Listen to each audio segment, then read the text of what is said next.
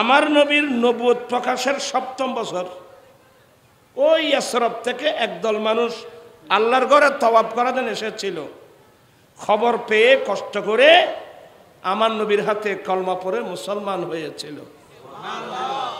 কয়জন? 7 জন। কয়জন? তার পরের বছর 12 জন, তার পরের বছর 70 বা 72 জন। কয়জন হলো? তারা বলে হামারা গরত দে 7 জন, 12 জন, 72 জন হিসেব করে যেত না।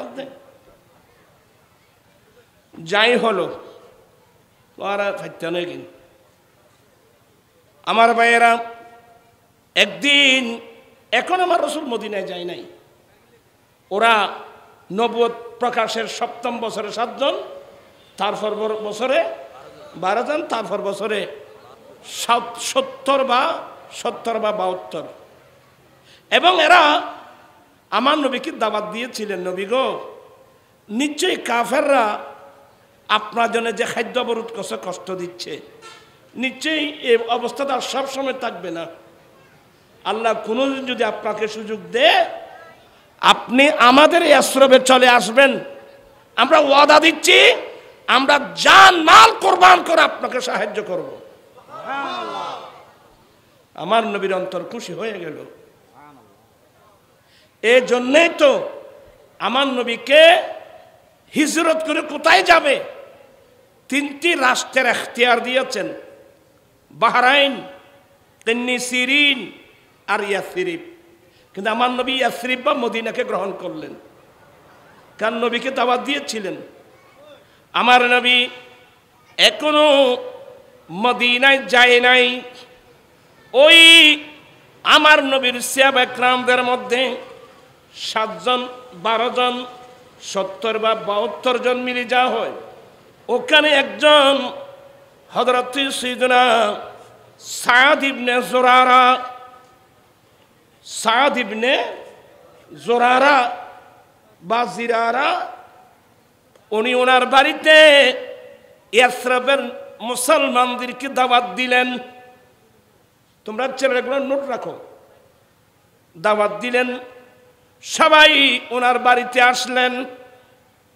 উনি দাঁড়ালেন, আমি আপনাদেরকে কেন কষ্ট দিলাম বলুন বলুন।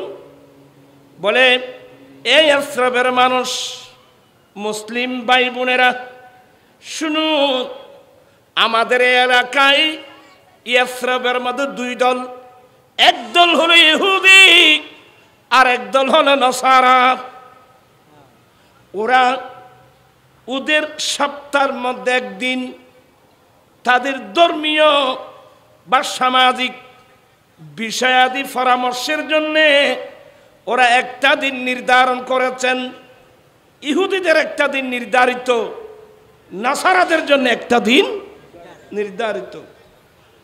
কেউ রবিবার আর কেউ শনিবার। ইহুদিদের সপ্তাহের মধ্যে একটা দিন তাদের ধর্মীয় কিংবা প্রয়োজনীয় বিষয়াদি নিয়ে সবাই পরামর্শ করার জন্য একটা দিন নির্ধারণ করেছে। এই 2 দল, এক দল ইহুদি আর এক দল নাসারা, কেউ নির্ধারণ করেছেন শনিবারকে আর কেউ নির্ধারণ করছে রবিবারকে, সাপ্তাহিক ছুটি। তা আমি আপনাদেরকে আমাদের বাড়িতে কষ্ট দিয়েছি একটা পরামর্শ করার জন্যে। চলুন আমরা আমাদের ধর্মীয় বিষয়াদি, আমাদের প্রয়োজনীয় বিষয়াদি নিয়ে পরস্পরের মধ্যে পরামর্শ করার জন্যে চলো আমরা সপ্তাহের মধ্যে একটা দিন নির্ধারণ করি। ওই দিনটা হলো ইয়াউমুল জুমআ। এই জুমার দিন বিশ্বের মুসলমানের সাপ্তাহিক ছুটি। আইসি হতুন হইতার না, এনে বাদ খাওয়ার জানাবে এখনো ডর ডগার ধরে। হযরত সাদ ইবনে জোরারা রাদিয়াল্লাহু তাআলা বলেন, আমরা আমাদের ধর্মীয়, আমাদের প্রয়োজনের বিষয়াদি নিয়ে এক পরস্পরের মধ্যে পরামর্শ করার জন্য আমরা একটা দিন নির্ধারণ করলাম। ওই দিনটা কোন দিন? ইয়াউমুল জুমআ, জুমার দিন। বড় মজার ব্যাপার কি জানেন? হযরত সাদ ইবনে জুরারা রাদিয়াল্লাহু তাআলা এই বিষয়টাকে নির্ধারণ করার জন্যে, পরামর্শ করার জন্যে যারা মুসলমান ভাই বোনেরা আছেন সবাইকে ওনার বাড়িতে নিয়ে আসছেন। তো উনি কি সবাইকে ওনার বাড়ি থেকে খালি হাতে যাবে? উনি কি করলেন জানেন? হযরত সাদ ইবনে জুরারা তাদের জন্য একটা ছাগল জবাই করলেন। আর কথা বুঝতে লাগবেন না? একটা কি জবাই করলেন? ছাগল জবাই করলেন।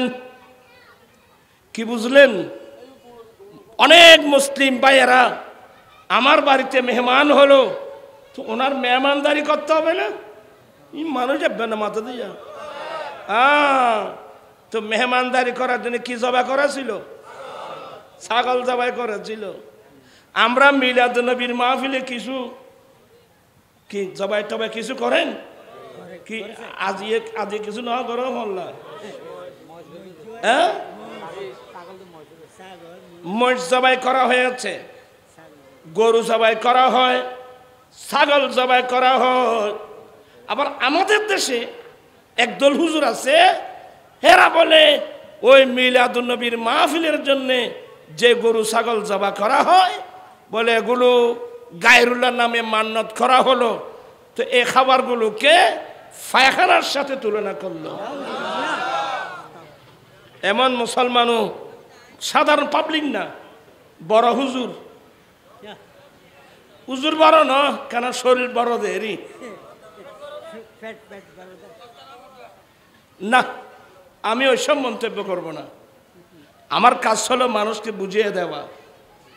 মিলাদুন্নবীর মাহফিলের যে খাবারগুলো ব্যবস্থা করা হয়, আপনি এগুলো যে পায়খানার সাথে তুলনা করলেন, পায়খানা তো হারাম জিনিস। একটা হালাল জিনিসকে যদি হারাম জিনিসের সাথে তুলনা করে আপনি মারাত্মক অপরাধ করলেন, গুনাহে কবিরা করলেন।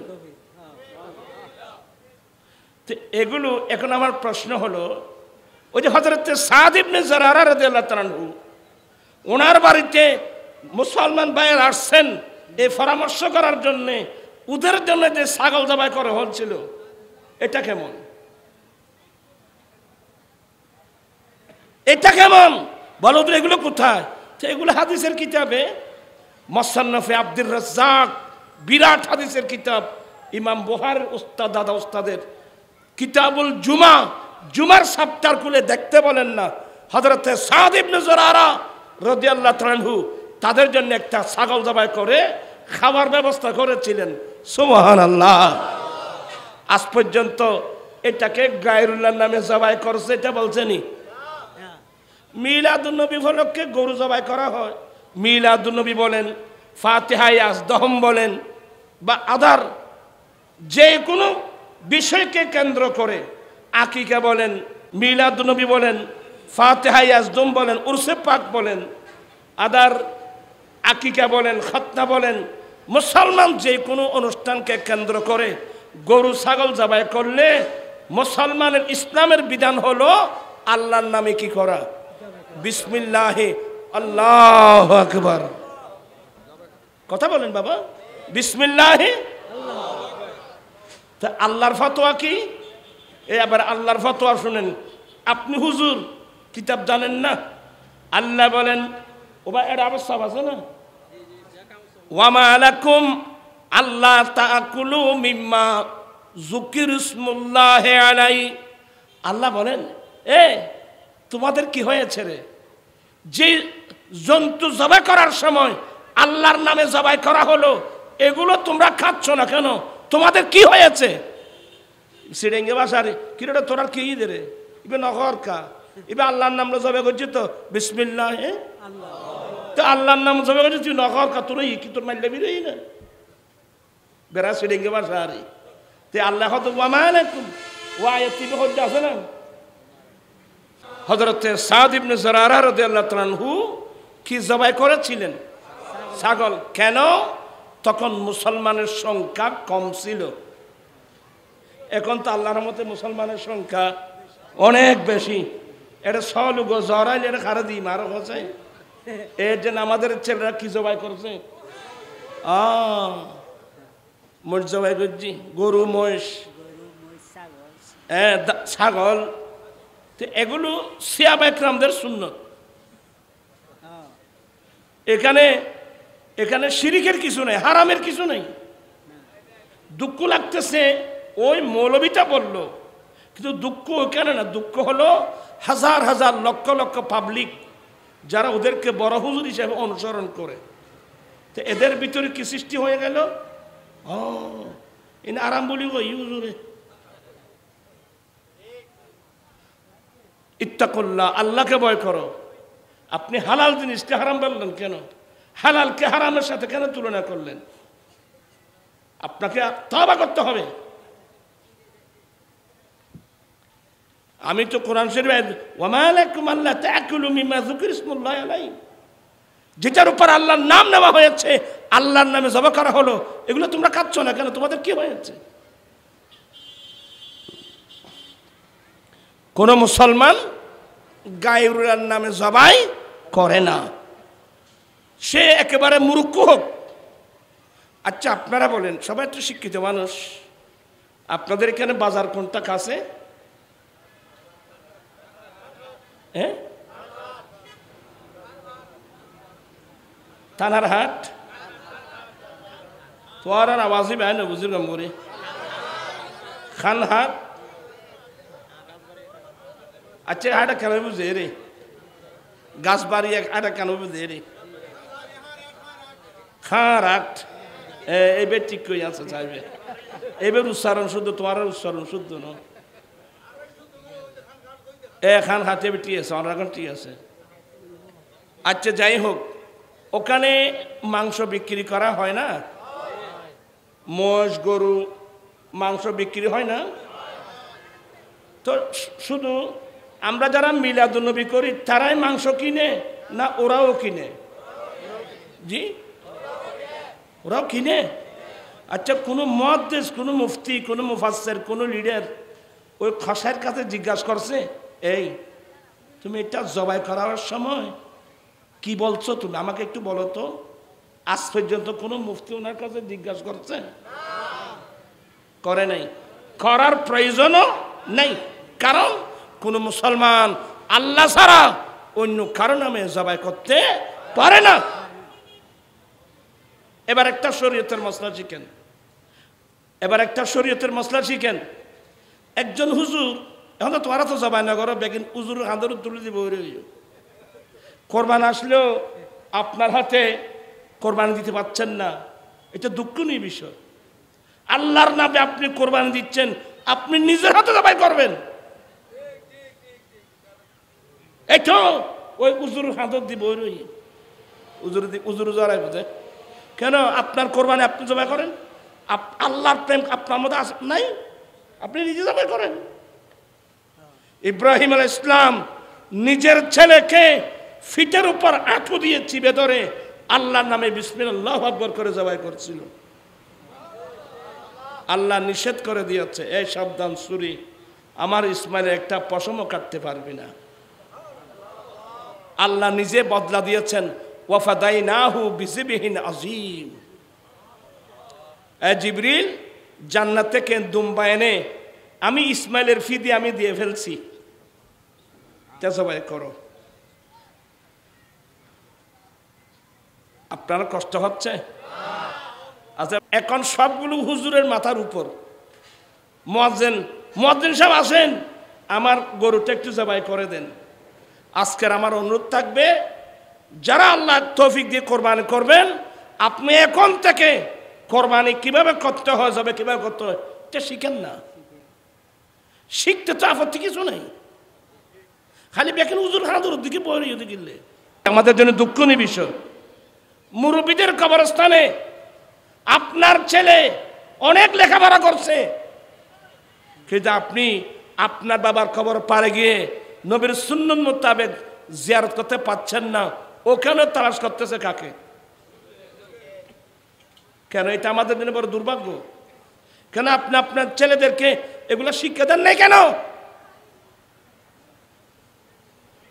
যেগুলো শিক্ষা দেওয়া ফরজ আমার রসুল ডাইরেক্ট বলছেন তালাবুল ইলমি ফরিদাতুন আলা কুল্লি মুসলিম মুসলিমা, প্রত্যেক মুসলিম পুরুষ এবং নারী প্রত্যেক মুসলমানের জন্য দ্বীনের জ্ঞান ধর্মের জ্ঞান অর্জন করা কি ফরজ। আমি বিনয়ের সাথে বলবো ছেলে মেয়েদেরকে আগে কোরআন শরীফ হাতে দেন। বাবা তোমরা শুদ্ধ করে কোরআন পড়ো, আল্লাহর কোরআন পড়ো, বাকিগুলো পড়ে। আল্লাহ বলেন ওয়ামা কাদরুল্লাহ হাক্কা কাদরিহি, ওরা আল্লাহর কদরদানি করলো না যেভাবে আল্লাহর কদর করতে হয়। যেভাবে আল্লাহকে কদর করতে হয়, আল্লাহর সম্মান করতে হয়, বজায় রাখতে হয়, আল্লাহ তাজিম করতে হয়, কদর করতে হয়, সেইভাবে তোরা আল্লাহর কদর করলো না। তা আপনি কি যদি মুমিন হয়ে থাকেন, আমি মুমিন হয়ে থাকলে আমি তো অবশ্যই মুমিন, আমি প্রথম কদর করব। আল্লাহকে কদর করতে গেলে আমি প্রথম নিজে কোরআন পড়তে হবে, ছেলে মেয়েদেরকে কোরআনে পাকের শিক্ষা দিতে হবে। ঠিক হয় আমার আপনার কোরআন ফেলে দিয়েছেন, আশেপাশে মানুষের বই পুস্তক পড়াচ্ছেন, আপনি আল্লাহর কদর করেন, অসম্মান করলেন, সম্মান করেন, অসম্মান করলেন, অশ্রদ্ধা করলেন। আজকে মুসলমানের এই অবস্থা কেন? আমার আম্মি যারা আলহামদুলিল্লাহ এখনো আছে, আমার আম্মি যেন আমাদেরকে উঠাই দিতেন সকালবেলায়, এ বাবা আজান হয়েছে, যা মসজিদে যাও। আমরা কোনোদিন বিছানায় থাকতে পারি নাই, আমরা মসজিদে চলে গেছি। নাফাজরের নামাজ পড়ে যখন বাড়িতে ফিরতাম, মুসলিম মহিলারা ঘরের মধ্যে বসে মসল্লায় বসে ফজরের নামাজ পড়ে গুনগুন গুনগুন করে কোরআন তেলাওয়াত করত।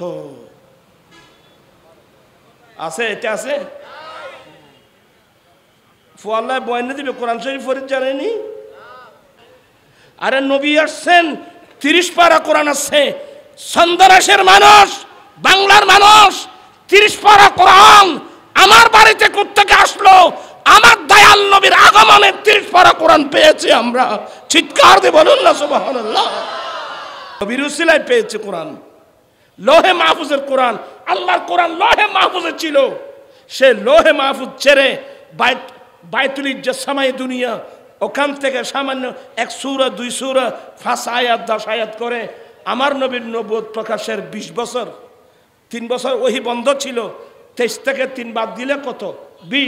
20 বছরের 30 পারা কোরআন আমার নবীর কাছে আসছে।